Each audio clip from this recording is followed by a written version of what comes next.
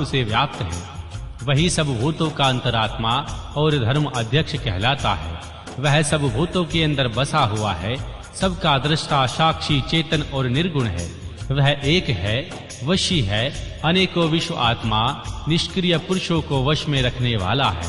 वह नित्य का नित्य, चेतनाओं का चेतन है। वह एक है, कामना रहित और बहुतों की कामना पूर्ण करने वाले ईश्वर। सांख्य और योग अर्थात ज्ञान योग और निष्काम कर्म योग से प्राप्त करने योग्य सबके कारण रूप उन जगदीश्वर परम देव को जानकर जीव संपूर्ण पाशों बंधनों से मुक्त हो जाता है। वे संपूर्ण विश्व के दृष्टा, सर्वज्ञ, स्वयं ही अपने प्रकाट्य के हेतु ज्ञान स्वरूप, काल के भी दृष्टा, संपूर्ण दिव्य गुणों से संपन्न, प्रकृति और जीवात्मा के स्वामी, समस्त गुणों के शासक तथा संसार बंधन से छुड़ाने वाले हैं। जिन परम देव ने सबसे पहले श्री ब्रह्मा जी को उत्पन्न किया और स्वयं उन्हें वेदों का ज्ञान दिया, अपने स्वरूप विषयक बुद्धि को प्रसन्न विकसित करने वाले उन परमेश्वर भगवान शिव को जानकर मैं इस संसार बंधन से छूटने के लिए आपकी शरण में आता हूँ। यह वेदांत शास्त्र का परम गोपनीय ज्ञान है। पूर्व कल्प में मुझे इसका उपदेश किया गया था। मैंने बड़े भारी सौभाग्य से श्री ब्रह्मा जी के मुख से इस ज्ञान को पाया था। जो शाम दाम से रहित हो उसे इस परम उत्तम ज्ञान का उपदेश देना चाहिए। जो अपना पुत्र सदाचारी तथा शिष्य न हो उसे भी नहीं देना चाहिए। जिनकी परम देव परमेश्वर में परम भक्ति है, जैसे परमेश्वर में वैसे ही गुरु में भी है, उस महात्मा पुरुष के हृदय में ही ये बताए हुए रहस्य अर्थ प्रकाशित होते हैं। अतः संक्षेप से यह सिद्धांत की बात सुनो। भगवान शिव प्रकृति और पुरुष से परे हैं। वे ही सृष्टि काल में जगत को रचते और संहार काल में पुनः सबको आत्मसात कर लेते हैं। ओम नमः शिवाय।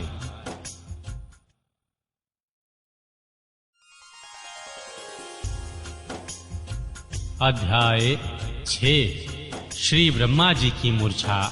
उनके मुख से भगवान रुद्रदेव का प्रकाट्य। सप्राण हुए श्री ब्रह्मा जी के द्वारा 8 नामों से भगवान महेश्वर की स्तुति तथा भगवान रुद्रदेव की आज्ञा से श्री ब्रह्मा द्वारा सृष्टि की रचना। तदनंतर काल, महिमा, प्रलय, ब्रह्मांड की स्थिति तथा सर्ग आदि का वर्णन करके वायु देवता ने कहा, पहले श्री ब्रह्मा जी ने 5 मानस पुत्रों को उत्पन्न किया जो उनके ही समान थे। उनके नाम इस प्रकार हैं: सनक, सनक नंदन, विद्वान सनातन, ऋभु और श्री सनत कुमार। वे सब के सब योगी, वीतराग और ईर्ष्या द्वेष से रहित थे। इन सब का मन ईश्वर के चिंतन में लगा रहता था, इसीलिए उन्होंने सृष्टि की रचना की इच्छा नहीं की। सृष्टि से वितराग हो सनक आदि महात्मा जब चले गए, तब श्री ब्रह्मा जी ने पुनः सृष्टि की इच्छा से बड़ी भारी तपस्या की। इस प्रकार दीर्घ काल तक तपस्या करने पर भी जब कोई काम न बना, तब उनके मन में दुख हुआ। उस दुख से क्रोध प्रकट हुआ। क्रोध से अविष्ट होने पर श्री ब्रह्मा जी के दोनों नेत्रों से आंसू की 2 बूंदें गिरने लगी। उन अश्रु बिंदु से भूत प्रेत उत्पन्न हुए। अश्रु से उत्पन्न हुए उन 5 भूत प्रेतों को देखकर श्री ब्रह्मा जी अपनी निंदा करने लगे। उस समय क्रोध और मोह के कारण उन्हें तीव्र मूर्छा आ गई। क्रोध से अविष्ट हुए श्री प्रजापति ने मूर्छित होने पर अपने प्राण त्याग दिए। तब प्राणों के स्वामी भगवान नील लोहित रुद्र अनुपम कृपा प्रसाद प्रकट करने के लिए उन श्री ब्रह्मा जी के मुख से वहां प्रकट हुए। उन जगदीश्वर प्रभु ने अपने को 11 रूपों में प्रकट किया। महादेव जी ने अपने उन महामाना 11 रूपों से कहा, बच्चों, मैंने लोक पर अनुग्रह करने के लिए तुम लोगों की सृष्टि की है। अतः तुम लोग आलस्य रहित हो संपूर्ण लोक की स्थापना, हित साधना तथा प्रजा संतान की वृद्धि के लिए प्रयत्न करो। महेश्वर के ऐसा कहने पर वे रोने और चारों ओर दौड़ने लगे। रोने और दौड़ने के कारण उनका नाम रुद्र हुआ। जो रुद्र हैं वे निश्चय ही प्राण हैं, और जो प्राण हैं वे महात्मा रुद्र हैं। तत्पश्चात ब्रह्मपुत्र महेश्वर ने दया करके मरे हुए देवता परमेष्ठी श्री ब्रह्मा जी को पुनः प्राण दान दिया। ब्रह्मा जी के शरीर में प्राणों के लौट आने पर रुद्रदेव का मुख प्रसन्नता से खिल उठा।